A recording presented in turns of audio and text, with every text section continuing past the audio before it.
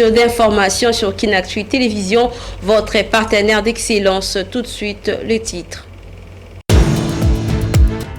Prévu ce samedi 10 août, l'élection du bureau définitif de la Chambre haute du Parlement. La liste est provisoire publiée sur le 20 candidats réceptionnés. Une seule recalée. Entre-temps, la police nationale congolaise rassure quant à la sécurité de cet exercice démocratique. Et le voix s'élève de partout après la sortie médiatique de Félix Tshisekedi depuis Bruxelles lors d'une intervention sur Top Congo. L'opposition et la société civile réagissent sur cette affaire.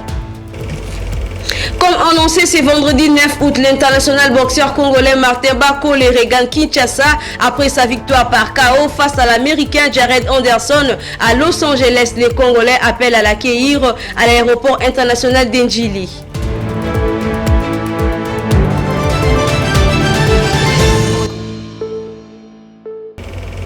Une fois de plus, bonsoir. D'entrée des jets, débutons par cette information. Le président de la République, Félix Antoine Tshisekedi Tshilombo, a présidé dans la soirée du mercredi dernier à la Cité de l'Union africaine la réunion restreinte du Conseil des ministres avec quelques membres du gouvernement souminois. La communication du chef de l'État a essentiellement porté sur la situation sécuritaire et l'amélioration du marché d'achat. Plus de détails dans ces comptes rendus d'espoir qui n'en vous dit. Aussitôt revenu dans les sols de sa patrie, aux premières heures du mercredi 7 août dernier, le chef de l'État congolais, Félix Antoine Tshisekedi Tshilombo, avec un agenda costaud, a présidé à la Cité de l'Union africaine une réunion de ministres en restreinte, dont la sécurité dans l'est du pays, la situation socio-économique et humanitaire de la République démocratique du Congo ont caractérisé ces conseils de ministres. Aujourd'hui, nous avons abordé les premières mesures qui ont été prises au niveau du ministère de l'économie nationale qui concernent essentiellement les mesures à prendre pour la baisse de prix des denrées de première nécessité. Donc les denrées principales ont été identifiées, des mesures ont été proposées, notamment en termes des réductions de certains droits et taxes et redevances, mais aussi en termes de tracasserie qui peut y avoir, des difficultés des transports. Nous avons eu en 3 heures du temps l'occasion de faire le tour complet des mesures qui sont envisagées et les ministres, le vice-premier ministre, le ministre de l'économie ainsi que le ministre des finances ont été appelés à harmoniser les vues pour qu'au conseil de ministres de vendredi nous puissions adopter formellement ces mesures qui pourront être annoncées très rapidement dès que le conseil de ministres se terminera. On prit part à cette séance de travail la chef de l'exécutif national Judith Souminois, le directeur du cabinet du président de la République et une dizaine de ministres sectoriels. Le président de la République a donné des orientations claires et précises dans divers domaines pour des actions concrètes. Et dans un autre registre, sachez que la situation sécuritaire et l'économie de la RDC est une priorité pour le chef de l'État, Félix Antoine Tshisekedi Tshilombo. Aussitôt de retour dans la capitale congolaise, il a reçu à Mongalema le président de l'Assemblée nationale, Vital Kamerhe, qui au sortir de l'audience a fait le point de cet échange. Suivez. Grâce à Dieu, j'ai trouvé le président en forme, puisque je voulais m'enquérir d'abord sur la situation de sa santé ici, en tant que président de l'Assemblée nationale. Je voudrais rassurer le peuple congolais que notre chef se porte très bien. En ce qui concerne la sécurité, avec le président de la République, nous avons convenu, et c'est lui le garant au terme de l'article 69 de notre Constitution, de faire une évaluation régulière de la situation sur le terrain. L'Assemblée nationale en tant qu'autorité budgétaire, le gouvernement en tant qu'institution qui gère la République au quotidien, le président de la République en tant que chef de l'exécutif, les responsables des cours et tribunaux, c'est-à-dire du pouvoir judiciaire, et s'il est chez, on peut inviter les ministres, vice-premier ministre de la Défense, vice-premier ministre de la Justice, vice-premier ministre de l'économie, vice-premier ministre de l'intérêt sécuritaire et affaires coutumières selon le problème à traiter. Parce que le président de la République, tout le monde le sait, il n'a pas lésiné sur les moyens. Il a recruté les hommes, il les a formés. il les a lotis des équipements pour faire face à cette guerre qu'on nous a imposée. Parce que nous ne sommes pas des vents à guerre. Nous n'avons jamais traversé la frontière qui nous sépare avec le Rwanda, ni la frontière qui nous sépare avec l'Ouganda. Nous voulons la paix, et la paix si l'ensemble de la région des Grandes Lacs. Ceci dit, le président voudrait une transparence totale dans la gestion et des fonds, non seulement au niveau de l'armée, mais au niveau de toutes les autres institutions. Donc plus rien ne sera comme avant. On aborde à présent les questions liées à la déclaration du chef de l'État, Félix-Antoine Tshisekedi Tshilombo, à Bruxelles. Les cadres de concertation de l'opposition politique et de la société civile en République démocratique du Congo a vivement réagi à l'interview accordée par le président de la République, Félix Tshisekedi, sur Top Congo depuis Bruxelles, où il séjournait pour des raisons médicales après une dizaine de jours. Allons dans le même sens, sachez que Paul Toumba-Ndomba, cadre au sein du parti politique Piste pour l'émergence, juge des accusations du chef de l'État du bouc commissaire pour justifier son échec au sommet de l'État après celui du premier mandat. Il répond aux préoccupations des Sporkinonvidi. Sachant que Félix Tshisekedi est dans ses manœuvres pour justifier son mandat déjà un échec, mais aussi avec qui partager son bilan largement négatif. Sa sortie médiatique paraît un non-événement, puisque vous vous souviendrez que c'est le dernier étant président investi par de manœuvres doleuses par la CENI de son cousin Kadima. Il n'y a plus rien à justifier. À la moindre escarmouche, célèbre phrase est devenue virale dans son premier mandat qui a comme impact que l'apprentissage d'une expression nouvelle.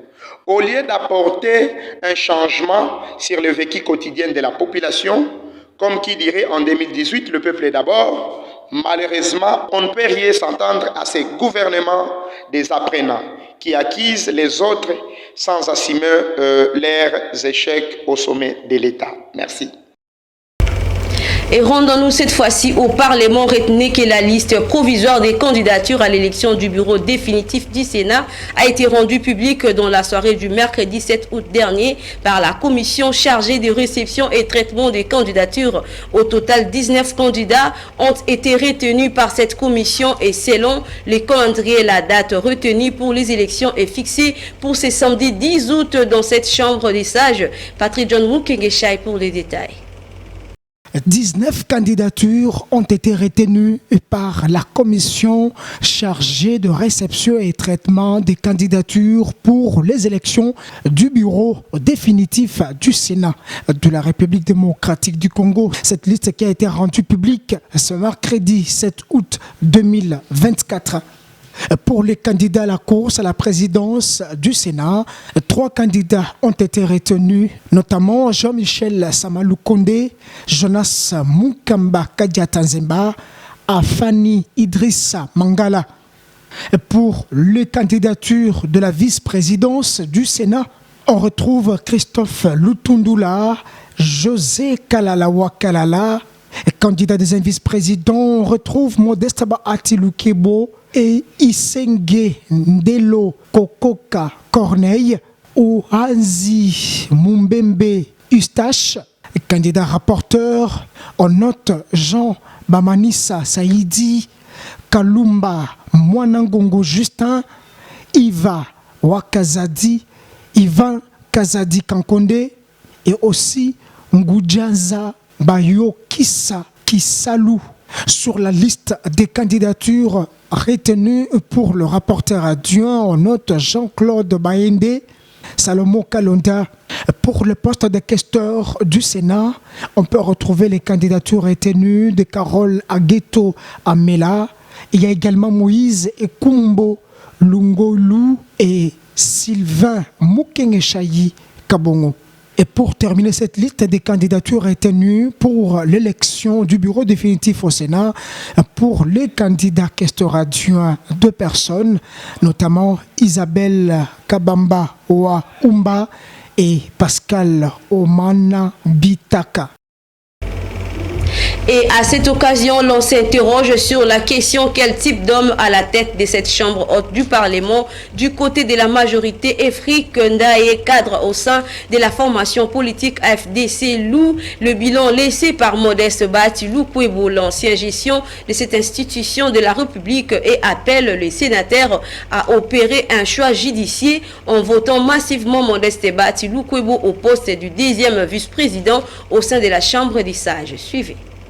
Mais ma préoccupation est de soutenir la candidature de Modeste Bahati Lukwebo au poste du deuxième vice-président. C'est-à-dire, lui, il mérite de revenir aux affaires parce qu'il en a eu à bien gérer le Sénat. Il avait augmenté les émoluments des agents du Sénat. Il avait trouvé les engins qui étaient en état de débraiement, mais il a remis des engins de tympan neufs. Et aujourd'hui, il revient là en termes de géopolitique. Parce que les postes en question, on les fait en termes géopolitiques et aussi par rapport au poids politique de chaque parti. Alors, nous, AFDC, nous soutenons l'autorité morale qui est Modeste Bahati et nous demandons aux sénateurs de voter massivement pour lui parce qu'il mérite d'être dans ces bureaux. Le Sénat, c'est là où on trouve la sagesse, on trouve une crème de sagesse. Le Modeste Bahati mérite d'être appelé sénateur aujourd'hui. C'est-à-dire, il a de bonnes idées qu'il va émettre ensemble avec ses collègues qui seront élus pour l'avancement de notre cher beau pays. C'est pour vous dire que nous les soutenons, pas parce que c'est l'individu Bahati, mais c'est parce qu'il a de bonnes idées à émettre et à partager l'expérience que lui-même a vécue avec ses collègues sénateurs. Et par ailleurs, la police nationale congolaise a présenté le mercredi dernier dans la soirée des 121 présumés fauteurs de troubles lors du dépôt des candidatures pour cette élection, occasionnant des actes de vandalisme au temple de la démocratie. Sur ces, les commissaires divisionnaires adjoints de la police de Kinshasa, Bleski Limba a rassuré quant à la sécurisation du palais du peuple ce samedi 10 août, date prévue pour l'élection du bureau définitif de la Chambre haute du Parlement. Suivez. Le commissariat provincial profite de cette occasion pour demander aux Kinoises et Kinois de ne pas, si vous n'êtes pas invité, de ne pas vous transporter ou vous amener à l'hémicycle du Palais du Peuple. Cet hémicycle est sécurisé et demain, elle sera encore hautement sécurisée. Ne peut y arriver que la personne qui a une invitation ou la personne qui va aller voter ou le personnel administratif de l'hémicycle. Vous n'êtes pas concerné. Empêchez-vous de vous y rendre parce que vous pouvez croire que vous n'êtes pas identifié, mais désormais nous opérons avec des caméras de surveillance. Vous arrivez là-bas, on vous visualise. On va vous chercher partout, même chez vous à la maison. C'est comme ces gens ici, on les a appréhendés chez eux, après avoir fait leur déplacement de l'hémicycle. Poursuivons ce journal par cette information. Le ministre d'État en charge de la justice et des Sceaux, Constant Moutamba, pense que la RDC pourrait se retirer du statut de Rome tout en se questionnant sur l'efficacité et l'impartialité des actions de la Cour pénale internationale. C'était lors de l'ouverture mercredi dernier des journées d'échange et de formation organisées par le bureau du procureur de la CPI en partenariat avec la RDC. Regardez. Vous êtes beaucoup plus outillés, vous avez des drones, vous savez en ce moment-ci où se commet un crime, maintenant là. Vous êtes capable de pouvoir documenter une preuve. Plus que nous. Mais pour le Congo, vous dites que nous sommes en train de rassembler des preuves. Ça fait donc 20 ans, ça fait 24 ans que vous êtes en train de rassembler des preuves. Ça fait 30 ans que vous êtes en train de rassembler des preuves. À quand la poursuite de M. Paul Kagame? Des intérêts. Donc si nous n'avons pas d'intérêt, si nous ne nous retrouvons pas dans l'exaction de la CPI, si nous considérons que la CPI est plutôt là pour caresser au sens du poil nos agresseurs, nos tueurs, nos pilleurs, eh bien, moi, ma proposition sera de nous retirer du statut de Rome et de nous assumer en tant que peuple. Un peuple autonome, déterminé, souverain et engagé. Et je pense que parmi les conclusions, messieurs le représentant du procureur de la CPI pourrait envisager de manière beaucoup plus concrète les modalités du lancement des mandats d'arrêt contre M. Paul Kabila. Cela dit, je déclare ouvert mes travaux de ces journées de réflexion et d'échange, entre autres sur les poursuites, les modalités de poursuite de tous les criminels de guerre et tous les agresseurs de la République démocratique du Congo. Et c'est la fin de la visite officielle à Kananga au Kasaï central du ministre d'État et ministre de Développement rural Moïndo Nzangi. Les patrons du développement rural en RDC haïssent à se rendre compte de l'évolution des travaux de réhabilitation de certaines routes des dessertes agricoles dans cette province avant d'échanger avec les chefs de l'exécutif provincial Joseph Moïse Kamboulou Nkoko sur le développement de cette province. Suivez ces reportages. Arrivé dimanche 4 août courant, le ministre d'État et ministre au développement rural a été accueilli par les vice-gouverneurs Job Kouindama et plusieurs personnalités. Après installation, Moïdo Nzangi a effectué un aller-retour Kananga-Mupompa en vue d'inspecter les travaux d'aménagement des routes à dessert agricole. Selon l'ingénieur Pacifique Mapendo de l'entreprise Yetu, ces travaux visent les tronçons routiers Kabeya-Kamwanga, gare de Moutefu au Kasaï central. Sur ces tronçons, nous avons 82 km à réaliser. La route s'est présentée déjà dans un état d'abandon. Nous avons commencé par l'ouverture de la piste. Nous sommes déjà presque à plus de 50 km pour ces travaux-là. Nous allons commencer la deuxième étape qui est des reprofilages et du rechargement pour pouvoir passer au compactage. La durée des travaux au maximum s'articule sur les 3 axes que nous allons pouvoir aménager. Et cela a pour durée de travaux 6 mois. Peu avant de regagner Kinshasa, ce mardi 6 août, les ministres d'État et ministres du développement rural a eu un tête-à-tête avec les chefs de l'exécutif provincial, Joseph Moïse Kamboulou, au cours duquel d'autres possibilités d'extension de ce projet ont été discutées. Nous avons visité effectivement les premiers contrats de route que nous avons fait pour la route qui va de Mupomba et qui passe par une partie du territoire de Dibaya au Kasaï central. Je ne serais pas satisfait si ça ne débouche pas à ravitailler Kananga et Kimboulou. Donc on est en train de trouver des solutions pour voir comment pouvoir y arriver. En dehors de ça, on a discuté avec les gouverneurs d'autres projets. Maintenant, un gouverneur qui connaît bien sa province, qui est passionné de sa province avec toute son équipe. Je crois qu'on est sur une bonne voie. Cette séance de travail a été précédée de celle à l'endroit des fonctionnaires de sa tutelle. Changeons cette fois-ci de registre. Clôture mercredi 7 août dernier l'instruction de l'affaire concernant l'attaque de la résidence de l'ancien chef de l'État Joseph Kabila Kabange et le déguerpissement forcé à l'immeuble Kamoul Inter. Le tribunal des grandes instances à l'inspection provinciale de la police débuté ce jeudi 8 août l'étape des plaidoiries. Voici ses commentaires. L'audience a été marquée par les déclarations du commandant Delphin Kingombe, lequel était dépêché sur le lieu pour encadrer l'opération de déguerpissement. En effet, l'affaire concernant l'attaque de la résidence de l'ancien président Joseph Kabila et les déguerpissements forcés à l'immeuble Kamoul Inter a été clôturée hier mercredi par les tribunaux des grandes instances de Kinshasa-Gombe qui siégeaient en matière de flagrance à l'inspection provinciale de la police. Notons que le commandant Kingombe, étant à la tête de l'équipe de la Légion nationale d'intervention, LNI en sigle, chargé d'assister l'huissier de justice, a été attendu comme les renseignants.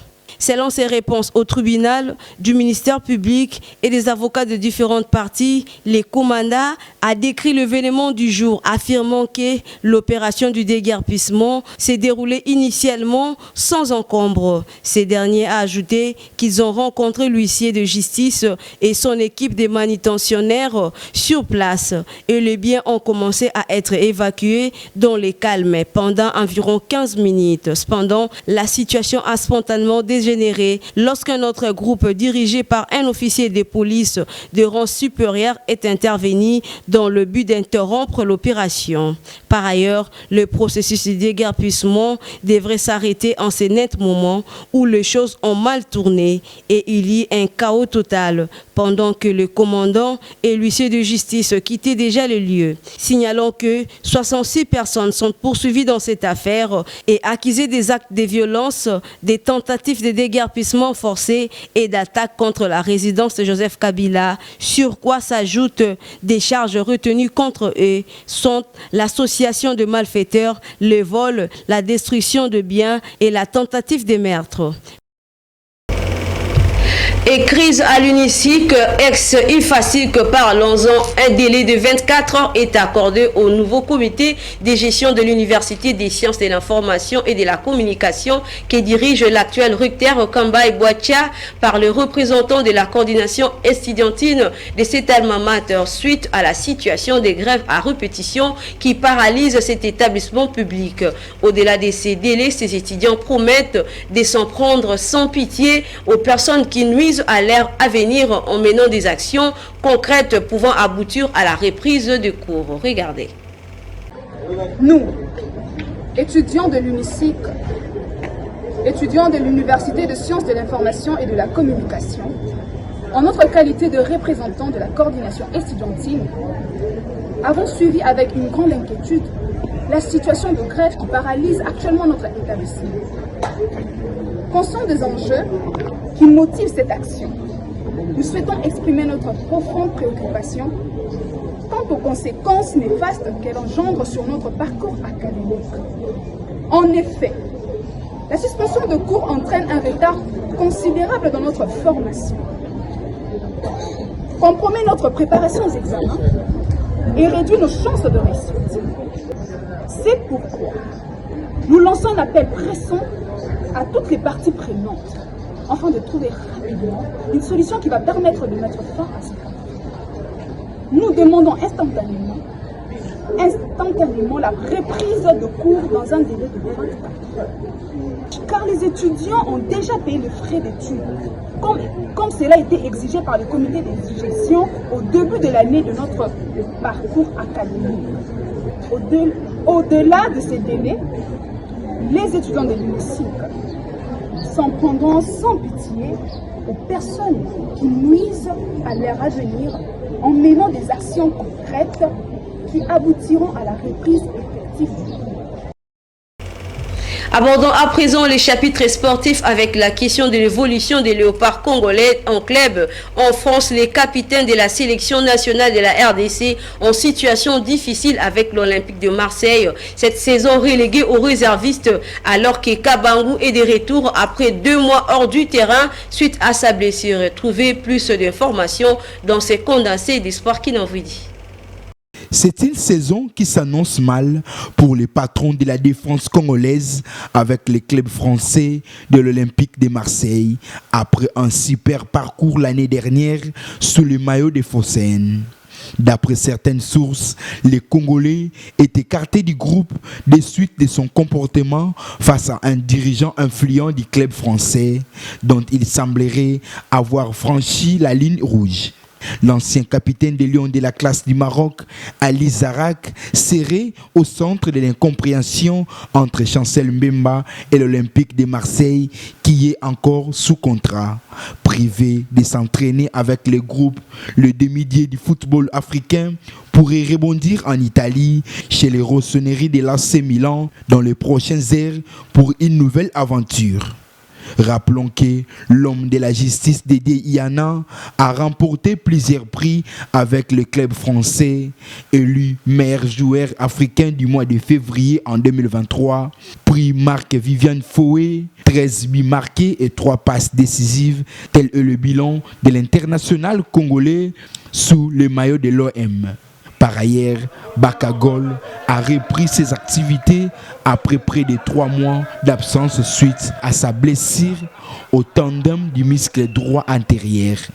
Actuellement, Cédric Bakambu, avait manqué au rassemblement des Léopards de juin dernier pour le match de la 3e et 4e journée des éliminatoires de la Coupe Togo à Kinshasa, remporté par ses compatriotes de la sélection par 1-0. Et en sa qualité d'ambassadeur du sport congolais, l'ancien basketteur Didier Mbenga bénéficiera du soutien inconditionnel et de l'accompagnement du gouvernement pour son gigantesque projet du tournoi interscolaire en faveur des enfants de la RDC. Le belgo-congolais a été reçu par la ministre de l'Éducation nationale et de la nouvelle citoyenneté Raissa Malou et son collègue du sport Didier Boudimbo. Regardez. D'abord, je tiens à remercier Madame la ministre de m'avoir donné cette opportunité, de m'avoir reçu. L'échange était centré tout autour de tournoi interscolaire.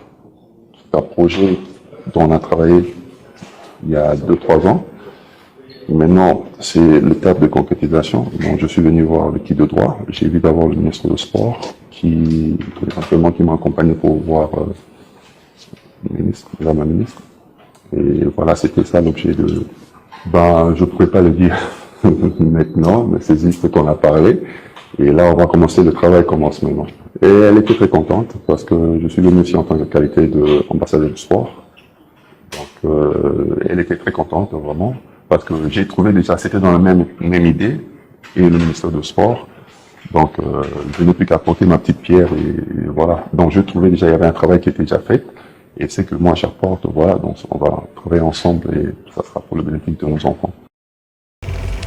Et par ailleurs, Kinshasa se prépare à accueillir ce vendredi 9 août sa fierté nationale qui vient de bouger le monde entier, l'international congolais Martin Bakole, après avoir enregistré la plus grande réalisation de sa carrière professionnelle au niveau international contre son adversaire, l'américain Jared Anderson, un combat des titans depuis Los Angeles aux États-Unis. Cette victoire lui donne la possibilité de bénéficier d'une visibilité sur l'échiquier international afin d'affronter aussi le boxeur de grande catégorie poids lourd. Cette fois-ci, les valeurs nutritives. Que savez-vous donc du bienfait de la mangue? Suivons ces commentaires que nous propose la rédaction.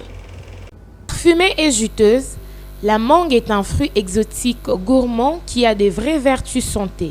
Elle est notamment riche en antioxydants, en fibres et en vitamine C.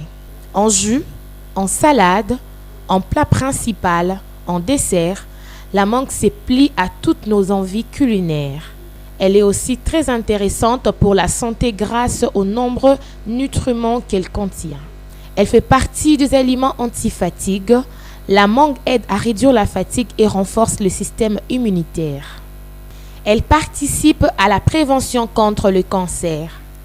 La mangue est riche en polyphénols, des substances antioxydants, qui protège les cellules du corps contre le dommage causé par les radicaux libres et diminue la croissance des cellules cancéreuses, notamment dans le cancer de la prostate.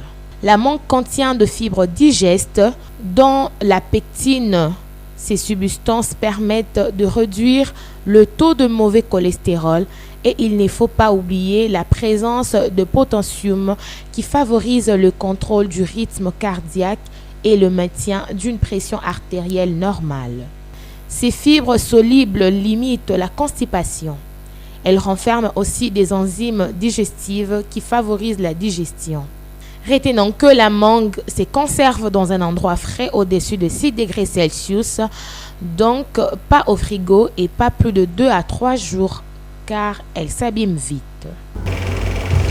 Fin de cette session d'information sur Kinactu Télévision. Bien avant de nous quitter, le rappel des titres. Prévu ce samedi 10 août, l'élection du bureau définitif de la Chambre haute du Parlement. La liste est provisoire publiée sur le 20 candidats réceptionnés. Une seule recalée. Entre-temps, la police nationale congolaise rassure quant à la sécurité de cet exercice démocratique. Et le voix s'élève de partout après la sortie médiatique de Félix Tshisekedi depuis Bruxelles lors d'une intervention sur Top Congo. L'opposition et la société civile réagissent sur cette affaire.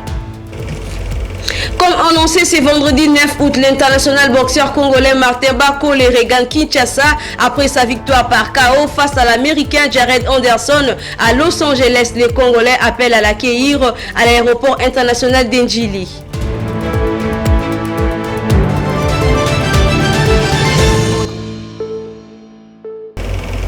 Et ce travail des titans et la réalisation de l'équipe rédactionnelle et de la technique. Merci à vous pour la confiance renouvelée. D'ici là, portez-vous bien. Bonne suite de programmes sur nos antennes. Au revoir.